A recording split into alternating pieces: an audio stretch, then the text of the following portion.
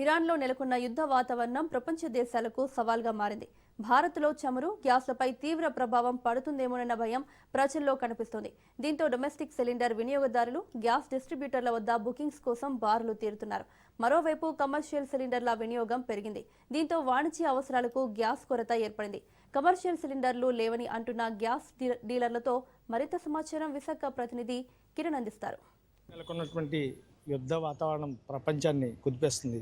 ముఖ్యంగా ఈరోజు భారతదేశంలో చమురుకు సంబంధించి కానీ మరోవైపు గ్యాస్కి సంబంధించి కానీ ఎటువంటి ఇబ్బంది లేదని చెప్పి మోదీ సర్కారు భరోసా ఇస్తున్నప్పటికీ ప్రజల్లో భయాందోళన అయితే స్పష్టంగా కనిపిస్తున్న పరిస్థితి.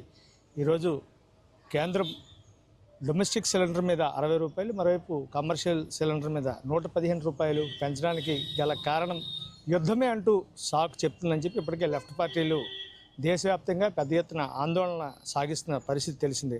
ఈ నేపథ్యంలో ఈరోజు పెద్ద ఎత్తున కస్టమర్స్, గృహ వినియోగదారులందరూ కూడాను గ్యాస్లను బుక్ చేసుకుంటున్న పరిస్థితి నెలకొంది. దీనికి సంబంధించి ఈరోజు మనం విశాఖపట్నం ఏదైతే ప్రధానంగా దస్పల్లా హిల్స్ ప్రాంతంలో గ్యాస్ గోడౌన్ దగ్గర మనం ఉన్నాం. కమర్షియల్ సిలిండర్స్, మరోవైపు డొమెస్టిక్ సిలిండర్స్ కూడా ఇక్కడి నుంచి సప్లై ఇక్కడ ఉన్నటువంటి ప్రాంతాలను చేస్తుంటారు. దీనికి సంబంధించి కొంతమంది సప్లయర్స్ మనతో ఉన్నారు, వాళ్ళని అడిగి తెలుసుకుందాం.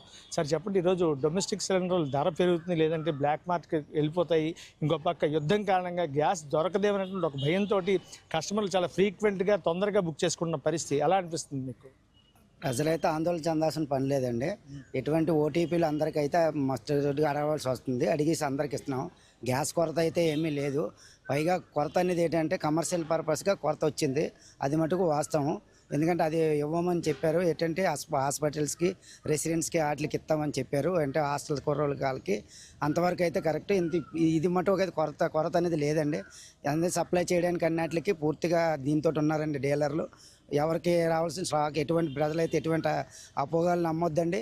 అన్నీ బాగానే వెళ్తున్నాయి. అన్నీ అందరికీ సకూలంగా చేరుతున్నాయి. కాకపోతే బుకింగ్ గ్యాప్ పెరిగిందండి. కొంచెం 5 రోజులు ఎక్స్ట్రా పెంచారు. 10% ఇంక్రీజ్ చేస్తామని చెప్పారు డీలర్స్ వాళ్ళను.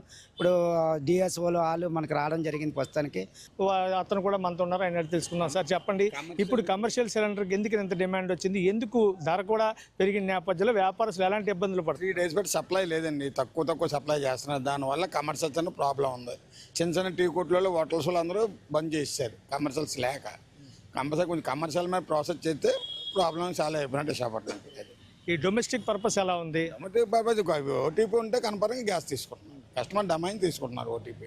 ఇప్పుడు ఎవరైతే డీలర్స్ కానీ లేకపోతే ఎవరైతే